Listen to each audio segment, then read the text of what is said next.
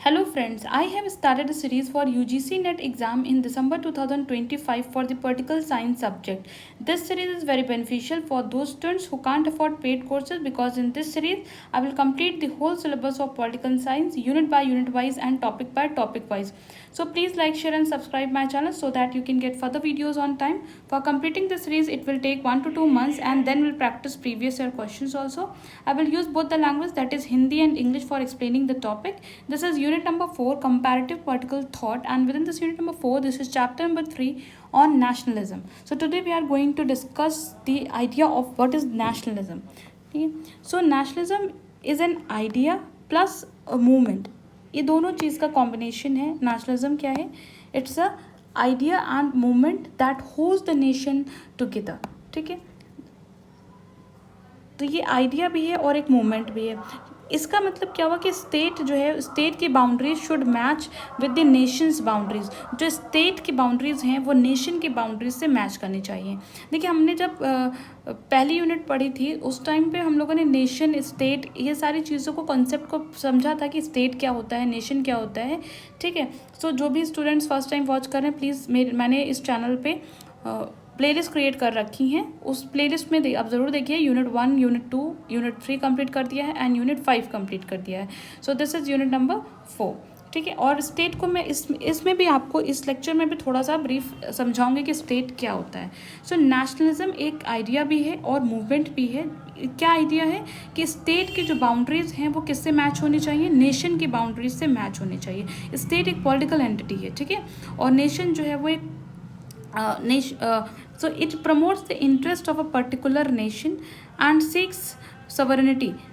Nation का क्या होता है कि नेशनलिज्म क्या होता है? ये एक पर्टिकुलर नेशन में जो इंटरेस्ट है उस चीज़ को बढ़ाता है और ये सॉवरेनिटी को अचीव करना मेन नेशनलिज्म का मोटिव होता है. सॉवरेनिटी क्या होती है? Means independence, power over itself. Foreign जो पावर है उसका कंट्रोल ना हो, दैट इज सॉवरेनिटी और इंडिपेंडेंस, पावर ओवर इटसेल्फ. सो नेशनलिटी जो है, नेशनलिज्म जो है, it's also unity plus loyalty को बताता है कि जो पीपल हैं वो उस नेशन के जो पीपल हैं, जितने भी लोग उस नेशन में रह रहे हैं, they are united and they are loyal to the nation. So people see themselves as one nation loyal to their country. Okay, it is a powerful force shaping politics, identity and human behaviour. ये एक ऐसी चीज़ है कि जिससे किस वजह से politics भी इन्फ्लुएंस हो रही है, आइडेंटिटी भी, क्योंकि नेशन से ही पर्टिकुलर हमारी आइडेंटिटी है कि हम इंडियन हैं, कि अमेरिकन हैं, यूरोपियन हैं, चाइनीज़ हैं. तो नेशन हमको एक आइडेंटिटी भी देता है, हमारी पॉलिटिक्स को भी शेप करता है और ह्यूमन बिहेवियर को भी शेप करता है. फॉर एग्जाम्पल, हाउ पॉलिटिक्स को कैसे शेप करता है? जैसे अब इंडिया एक डेमोक्रेटिक कंट्री है, तो ये एक नेशन है, तो इंडिया में डेमोक्रेसी फॉलो की जाती है. ठीक है, अदर नेशन होगा, वहाँ के लोग की अलग आइडेंटिटी है और वहाँ पे इस्लामिक सपोज रूल्स फॉलो किए जा रहे हैं. सो हमारी ये पॉलिटिक्स को भी शेप करता है. Nationalism it's a religion of 19th and 20th century. 19th और 20th सेंचुरी में ये नेशनलिज्म का आइडिया, कॉन्सेप्ट बहुत ज़्यादा फ्लरिश हुआ. Centuries all human being should have one and only one nationality. ये चीज़ हुई कि हम जितने भी ह्यूमन बींग्स हैं सबकी एक नेशनैलिटी होनी चाहिए, क्योंकि नेशन जो है वो हमारी it's a factor of identity and loyalty. ठीक है, हमारी आइडेंटिटी को भी ये डिटरमाइन करता है और लॉयल कितने हैं पीपल अपने नेशन को लेकर, ये इस चीज़ को भी डिटरमाइन करता है. सो आई होप आपको ये नेशनलिज्म चीज़ समझ में आई होगी.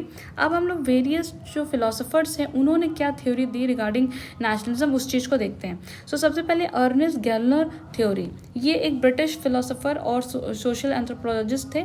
इनकी बुक थी, this book is very important, nation and nationalism. 1983 में गैलनर ने ये बुक लिखी थी. सो उसमें इन्होंने बोला कि इंस्टेड ऑफ कल्चरल डाइवर्सिटी की जगह उन्होंने क्या बोला कि शेयर्ड कल्चर होना चाहिए. डिफरेंट डाइवर्स कल्चर नहीं होने चाहिए किसी एक नेशन में, शेयर्ड कल्चर होने चाहिए. That became important, develops a sense of commonness and nationalism. क्योंकि जब सब जितने लोग भी किसी एक टेरिटरी में शेयर्ड कल्चर रह रहे, मतलब उनका सबका कल्चर सेम है, जितने लोग भी उस टेरिटरी में रह रहे हैं, तो उससे क्या होता है कि एक कॉमननेस की और नेशनलिज्म की भावना उत्पन्न होती है. ठीक, सो अर्नेस्ट गैलनर की थ्योरी क्या यही था कि वो बेसिकली कल्चरल डाइवर्सिटी नहीं चाहते थे, वो क्या चाहते थे कि कल्चरल बल्कि कॉमनलिटी हो, सेम हो सारे कल्चर, ठीक है। सो वन कल्चर हो या वन एथनिसिटी हो अंडर वन रूफ और स्टेट, एक स्टेट में एक नेशन में एक ही कल्चर हो, ये अर्नेस्ट गेलनर थ्योरी थी। Nationalism creates nation, it comes with the modern industrial society. Shared culture जो है लोगों को क्या करते हैं, बाइंड करके रखते हैं, ठीक। अब हम देखते हैं Benedict Anderson concept of nationalism. Benedict का क्या कॉन्सेप्ट था, उन्होंने नेशनलिज्म को लेके क्या बोला। सो उन्होंने बोला, ये एक एंग्लो इरिश पॉलिटिकल साइंटिस्ट थे, इनकी जो बुक थी इमेजिन्ड कम्युनिटी, इन्होंने इमेजिन्ड कम्युनिटी का कॉन्सेप्ट दिया। ये चीज़ बिल्कुल आप देखिए पूरी डिटेल में, तो आपको ये कोई थ्योरेटिकल पेपर तो है नहीं, डिस्क्रिप्टिव टाइप के आपको आंसर लिखने हैं, बट नेशनलिज्म के कॉन्सेप्ट से यहाँ से ये क्वेश्चन आ सकता है कि इमेजिन्ड कम्युनिटी का कॉन्सेप्ट किसने दिया, तो बेनेडिक्ट एंडरसन का ये कॉन्सेप्ट था, ठीक है। इमेजिन कम्युनिटी, इस चीज़ को उन्होंने किस अपनी बुक में लिखा। So that is imagine community reflections on the origin and spread of nationalism 1983। तो उन्होंने क्या बोला कि नेशन जो है वो एक इमेजिन्ड कम्युनिटी है, जहाँ पे पीपल, उस नेशन में रहने वाले जितने भी लोग हैं, वो नेशन क्या है, मतलब नेशन एक 4 चीज़ों से बिलोंग करती है, ठीक है। सो उन्होंने बोला जो पीपल जो है वो एक दूसरे को क्या कनेक्टेड फील करे, even if they never meet. For example India जो है इतनी बड़ी वास्ट कंट्री है, इतने सारे स्टेट्स हैं, अलग अलग पीपल्स हैं, बट हम सब एक दूसरे से कनेक्टेड फील क्यों करते हैं, जस्ट बिकॉज कि हम एक नेशन से बिलोंग करते हैं, that is India. We all are Indians. भले हमने आज तक किसी से, हमने साउथ इंडिया नहीं गए, हम नॉर्थ ईस्ट के लोगों से मिले नहीं, हम इनफैक्ट अपने बगल वाले डिस्ट्रिक्ट के लोगों को नहीं मिले हैं, लेकिन हम सब एक दूसरे से बंधे किस वजह से हैं, we are binded with each other by a term nation, ठीक है। सो ये इन्होंने बेनेडिक्ट एंडरसन का कॉन्सेप्ट था कि नेशन एक इमेजिन कम्युनिटी है, जहाँ पे लोग एक दूसरे से कनेक्टेड फील करते हैं because of commonness, common identity की वजह से, कि उनकी कॉमन आइडेंटिटी क्या है कि वो इंडियंस हैं, वो किसी एक पर्टिकुलर नेशन से बिलोंग करते हैं, भले ही वो एक दूसरे से कभी मिले ना हो, ठीक है। So nations are nothing but imagination, ये एक इमेजिनेशन है और कुछ नहीं। सो कम्युनिटी क्यों बोलेंगे, क्योंकि बिकॉज प्रिंट कैपिटलिज्म, जहाँ पे न्यूज़पेपर बुक्स में ये सारी चीज़, पिंक कैपिटलिज्म मतलब क्या होता है कि कैपिटलिज्म जब फिलॉसफी सबसे ज़्यादा प्रिवेंट थी, तो उस टाइम पे कम्युनिटी, ये चीज़ को स्प्रेड किया जा रहा था, इस आइडिया को, ठीक है। So help people feel United, जिसकी वजह से ताकि लोग एक दूसरे को यूनाइटेड फील कर सकें। Nation developed as necessary component of industrial society.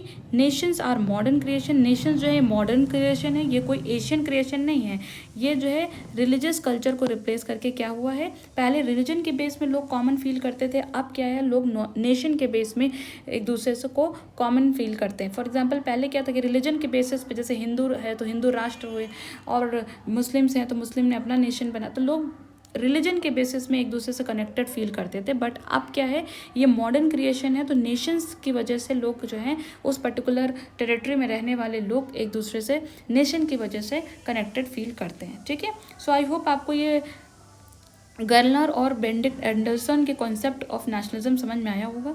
Now हम लोग देखते हैं types of nationalism. Different types of nationalism है, तो सबसे पहला टाइप क्या है, लिबरल नेशनलिज्म। लिबरल नेशनलिज्म का क्या कॉन्सेप्ट ये है कि it sees nation as based on individual rights, individual, ठीक है। लिबरल, अगर लिबरल टर्म्स पे नेशन क्रिएट हुआ है तो वो इंडिविजुअलिज्म को प्रमोट करेगा, मतलब इंडिविजुअल राइट्स को, इक्वालिटी एंड लिबर्टी को, ठीक। तो that is called liberal nationalism, ठीक, जिसमें कि डेमोक्रेसी और रिप्रेजेंटेशन दोनों से ये चीज़ लिंक होगी उस नेशन में। If individuals are entitled to determine their own destiny, so are the nations. तो एक ये स्टेटमेंट था, इस स्टेटमेंट का क्या मतलब कि जैसे इंडिविजुअल्स को अपनी खुद की किस्मत लिखने के क्या उनके पास हक होता है, उसी तरह नेशन भी है। नेशन में रहने वाले लोग जो हैं उनको इंडिविजुअल राइट्स और इक्वालिटी और लिबर्टी मिलनी चाहिए, और ऐसा नेशन में किस टाइप का सिस्टम फॉलो किया जाएगा ये भी डिटरमाइन होना चाहिए। नेशनहुड जो है वो एक इंक्लूसिव एंड ओपन है। अब ये लिबरल नेशनलिज्म का कंसेप्ट, ये चीज़ कहाँ पे फॉलो होती है, इसके एग्जांपल्स क्या हैं, वेस्टर्न कंट्रीज़ हैं जैसे कि यूएस, यूके, फ्रांस, वो लिबरल नेशन है, ठीक है। सो दैट वहाँ पे लिबरल नेशनलिज्म की फिलोसफी को जो है फॉलो किया जाता है, मीन्स इक्वलिटी, लिबर्टी, इंडिविजुअलिटी, ये सारी चीज़ों को प्रमोट किया जाता है, डेमोक्रेसी प्रमोट की जाती है, ठीक। अब सेकंड जो टाइप है वो है anti colonial nationalism. Anti colonial nationalism, जैसे कि नेम से ही तो समझ में आ रहा होगा कि ये जो है इस टाइप के जो नेशनलिज्म, देशभक्ति की भावना कब आई लोगों के अंदर, जब कॉलोनियल पीरियड के टाइम्स में, क्योंकि जब जो वेरियस कोलोनाइजर्स थे वो जब कोलोनाइज कर रहे थे, ठीक है, सो एशिया और अफ्रीका में ये नेशनलिज्म की भावना उत्पन्न हुई और लोगों ने एंटी कॉलोनियल रूल के मतलब कॉलोनियल रूल के अगेंस्ट रिवॉल्ट किया। So it grew during colonial period in Asia and Africa. इसका फोकस क्या था, एम क्या था, सेल्फ डिटर्मिनेशन, क्योंकि वो जो एशियन और अफ्रीकन कंट्रीज थी वो क्या चाहती थी कि वो खुद उनको सेल्फ डिटर्मिनेशन हो, कॉलोनियल रूल से उनको फ्रीडम मिले, तो इसलिए ये एंटी कॉलोनियल नेशनलिज्म था। इसका एग्जाम्पल क्या है, जैसे इंडिया, श्रीलंका, वियतनाम, ये सब क्या है, एंटी कॉलोनियल नेशनलिज्म के एग्जाम्पल हैं। फिर थर्ड टाइप जो है वो क्या है, कल्चरल नेशनलिज्म। कल्चरल नेशनलिज्म मतलब which is based on the shared culture, culture same हो, लैंग्वेज सेम हो, ट्रेडिशन सेम हो, तो इसको हम लोग क्या बोलते हैं, कल्चरल नेशनलिज्म। मतलब कि देशभक्ति की भावना कल्चरल बेसिस पे है, ठीक है, जो कि सिंबल्स पे, प्राइड पे, एथनिक आइडेंटिटी पे फोकस करता है, ठीक है। दो इम्पॉर्टेंट फिलोसोफर्स हैं जो कल्चरल नेशनलिज्म के लिए इम्पॉर्टेंट है, जैसे जॉन गॉटफ्रीड हर्डर, ये इनको फादर ऑफ कल्चरल नेशनलिज्म बोला जाता है। This point is important. और एरिक वुड्स, और इस कल्चरल नेशनलिज्म का एग्जाम्पल कौन सी कंट्री है, जैसे जर्मनी, ठीक। फिर fourth type of nationalism that is expansionist nationalism. Expansion करना मीन्स व्हाट, कि इस टाइप के देशभक्ति की जो भावना होती है उसमें जो मेन मतलब बिलीफ किस चीज़ पे होता है कि हमें एक्सपैंड करना है अपने नेशन को, क्योंकि वो ये मानते हैं कि एक नेशन ज़्यादा सुपीरियर है देन अदर नेशंस, ठीक है। So this believe in superiority of one nation and inferiority of other Nations, ये अब सपोज अगर एक नेशन दूसरे नेशन पे को इन्फीरियर बता रहा है और अपने आप को सुपीरियर बता रहा है और एक्सपेंशन करना चाहता है, अपनी टेरिटरी को एक्सपैंड करना चाहता है, बढ़ाना चाहता है, तो इस चीज़ में ये तो ऑब्वियस सी बात है कि वो बहुत ही एग्रेसिव नेशनलिज्म की भावना होगी and linked with the fascism and imperialism, जैसे कि जर्मनी, इटली, जापान वहाँ पे था, ठीक है। सो इससे क्या होगा, इट लीड्स टू शॉविनिज्म, ये चीज़ इंपॉर्टेंट है, ठीक है। एक्सपेंशनिस्ट नेशनलिज्म में ये जो टर्म है शॉविनिज्म का, शॉविनिज्म मीन्स क्या होता है कि believe your nation is better than all others. ये एक ऐसी भावना, एक ऐसा बिलीव कि हमारा नेशन अदर नेशन से बेटर है, सो इसीलिए हमको क्या करना है, एक्सपेंड करना है। So these are the 4 types of nationalism, liberal nationalism, anti colonial nationalism, cultural nationalism and expansionist nationalism. ये 4 टाइप्स ऑफ नेशनलिज्म हमने पढ़े। अब हम लोग क्लासिफाई करते हैं कैटेगरीज में, यूरोपियन नेशनलिज्म और नॉन यूरोपियन नेशनलिज्म में क्या डिफरेंस था, ठीक है। सो देखिए, जो यूरोपियन नेशनलिज्म है it is linked with the birth of nation states. Nation states, जो यूरोप में जो नेशनलिज्म की भावना, देशभक्ति की भावना इमर्ज हुई, वो नेशन स्टेट के कॉन्सेप्ट से लिंक है, क्योंकि ड्यूरिंग जब आप अगर वर्ल्ड हिस्ट्री पढ़े होंगे तो वहाँ पे ये था कि लोगों के अंदर डिफरेंट पहले मर्ज थी यूरोपियन कंट्रीज, फिर लेकिन आइडेंटिटी, कॉमन आइडेंटिटी या कॉमन कल्चर या बहुत सारी चीज़ों की वजह से नेशन स्टेट्स का कॉन्सेप्ट वहाँ पे होने लगा और धीरे धीरे डिफरेंट नेशंस फॉर्मेशन होने लग गई, ठीक है। तो इसका एग्जांपल जैसे फ्रांस, इंग्लैंड, ये 17th सेंचुरी इंग्लैंड, पुरितन रेवोल्यूशन के टाइम की बात है। फिर 19th सेंचुरी में क्या हुआ, यूरोपियन नेशनलिज्म में कि एक न्यू सेंस ऑफ बिलोंगिंगनेस और आइडेंटिटी जो है वो स्प्रेड होने लगी, यूनिटी स्प्रेड होने लगी, जिसकी वजह से जो डिफरेंट नेशन स्टेट बने थे उनके बीच में क्या आने लग गया, कंपटीशन होने लग गया। यूरोपियन नेशनलिज्म को भी हम लोग पढ़ रहे हैं, ठीक है। तो जब डिफरेंट देखिए, पहले देशभक्ति की भावना जन्म हुई, नेशन स्टेट का कॉन्सेप्ट हुआ, डिफरेंट नेशन स्टेट्स बनने लग गए। पुरितन रेवोल्यूशन के टाइम पे ये चीज़ें और ज़्यादा बढ़ी, जिसमें कि नेशन स्टेट बनने लग गए। फिर इन्हीं नेशन स्टेट्स में क्या होने लग गया, कंपटीशन की भावना आ गई कि हमारा नेशन ज़्यादा बेटर है as compared to your one, और we are superior than you.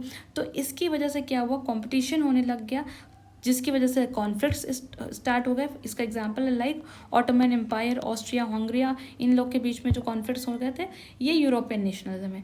Non European जो नेशनलिज्म है वो हम लोग क्या होता है, जैसे जो अफ्रीकन है, लैटिन अमेरिकन है, अमेरिका, या फिर other Europe, African, Asian countries हैं, तो वहाँ पे क्या है कि ये इसको हम बोलेंगे, वहाँ पे नॉन यूरोपियन नेशनल देशभक्ति की भावना क्यों जन्म हुई, because of the colonial rule. और ये जो